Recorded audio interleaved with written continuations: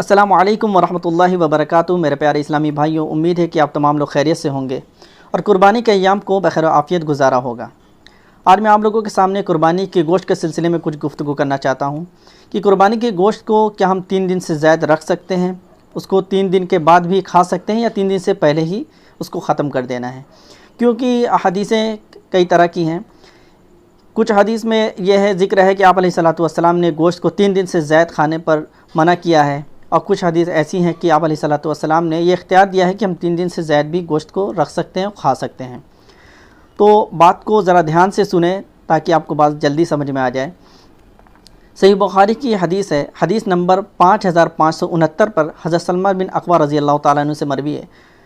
उन्होंने फरमाया कि आप अलैहिस्सलातु वस्सलाम ने सहाबा से कहा कि तुम में से जिस शख्स ने कुर्बानी किया है उसको चाहिए कि वो कुर्बानी के तीसरे दिन सुबह इस तरह करे कि उसके घर में गोश्त बाकी ना रहे। अब इस हदीस में आपको देखना है कि आप अलैहिस्सलातु वस्सलाम ने मना क्यों किया और इख्तियार क्यों दिया। फिर सहाबा इकराम रिज़वानुल्लाहि अलैहिम अजमईन ने अगले साल जब कुर्बानी का दिन आया तो हुज़ूर सल्लल्लाहु अलैहि वसल्लम से पूछा कि या रसूलल्लाह, क्या हम इस साल भी पिछले साल की तरह गोश्त को 3 दिन से पहले ख़त्म कर दें, यानी 3 दिन के बाद ना खाएं? तो आप अलैहिस्सलातु वस्सलाम ने फरमाया कि तुम खा भी सकते हो और इसको जमा भी कर सकते हो। पिछले साल जो मैंने मना किया था उसकी वजह ये थी कि उस साल तंगी थी, गरीबी थी, यानी बहुत से लोगों के घर में कुर्बानी नहीं होती थी। जो गरीब तबका है उनके यहाँ कुर्बानी नहीं होती थी, तो उन तक गोश्त नहीं पहुँच पाता था। इसलिए आप अलैहिस्सलातु वस्सलाम ने फरमाया कि 3 दिन से पहले 3 दिन से ज़्यादा गोश्त को ना रखो। और मौजूदा दौर में हम लोग बखूबी जानते हैं कि अल्हम्दुलिल्लाह हर घर में कुर्बानी होती है, लेकिन जो गरीब तबका है जिन घरों में कुर्बानी नहीं होती है उनके घर में भी इतने गोश्त हो जाते हैं कि वो उकता जाते हैं और गोश्त को फेंक देते हैं या वो भी किसी और को दे देते हैं।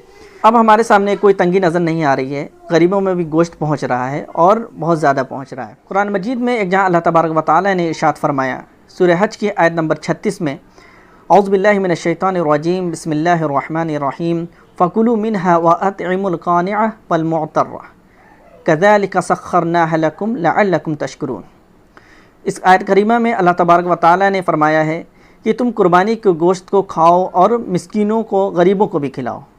ये जानवर हमने तुम्हारे लिए मुसख्खर किया है ताकि तुम शुक्र अदा करो अल्लाह ताला का शुक्रिया अदा करो।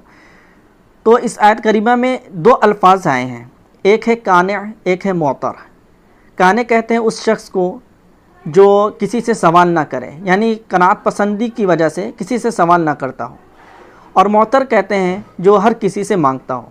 तो इसमें 2 किस्म के लोगों का बयान है कि इसमें इन लोगों को कुर्बानी के गोश्त को बांटना है, यानी मिस्कीनों में गोश्त को खिलाना है।